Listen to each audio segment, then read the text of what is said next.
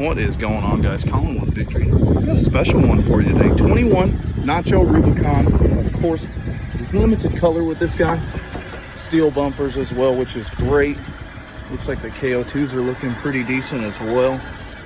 And of course, those rock rails. But as you guys know, with the Rubicon, you get all of those extra suspension goodies as far as that goes. Rear parking sensors. Looks like we got the tow group as well, which is nice. Of course, your backup camera's right there in the center of your fifth wheel spare. Climbing inside, pretty decent amount of space here in the back. Does have the 8.4 with nav and the Alpine sound system, so your subwoofer's tucked here in the back. Oh, our Jeep kit. Oh, okay, so it's got to have the trailer tow, HD electrical group, and the auxiliary switches, because there are those guys. Door hinges right down in here as well. And of course, your spare jack and all those accessories are up underneath there. I'd do it, but I got to use two hands, and I'm kind of filming, so that kind of defeats the purpose there. Now, of course, body color top as well. I do like that on this one. Adds just a little bit of extra flair. But let me dive in close, take a look at the paint going around. Okay, looks like there's a little rock chip there, nothing crazy. That's on the PPF. I'm just looking at all the fenders right quick. Okay, so there's a little bit of rock chips. I mean, nothing super crazy up front. Now, we did just get this one, so we may have that slotted to get fixed there. Let's check out the back side. I'm shaking real bad. It is 26 degrees today, so I am a little cold, and I'm a kind of a sissy when it comes to the cold as well. So I didn't really see anything super crazy. Of course, black filler door there. Let's climb inside. Check out the interior on this one. Ooh, full leather. I like that. Red accent stitching as well for our seat. Just quite nice. Climbing on the backside there. Of course, you do have your MOLLE attachments there, your bungee straps, and then two USBs and a 12 volt or a 115 volt outlet. Excuse me, not a 12 volt. But you do have all those on the back there. Climbing up front. Let's see, ooh, blind spot monitoring right there. That's a triangle guy. That's awesome. Of course, proximity key.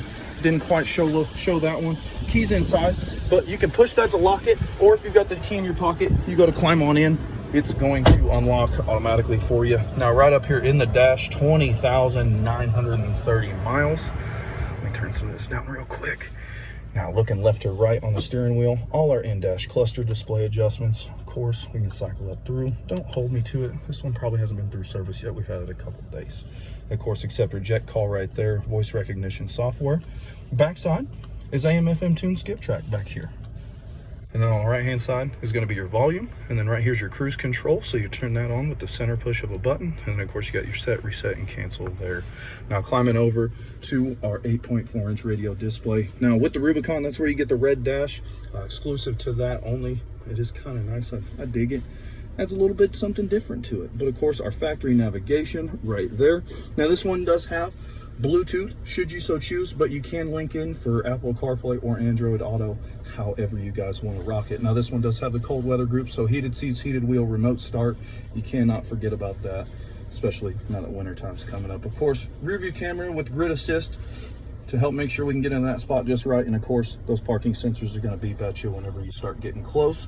Your climate control, you can use your touch screen. However, I'm not a touchscreen guy. I'd much rather use the hard buttons down here for like my fine adjustment. So if I want to go from like high where it's at right now to like 83 or something, I'd use my hard adjustment there. And then of course yours heated wheel, heated seats.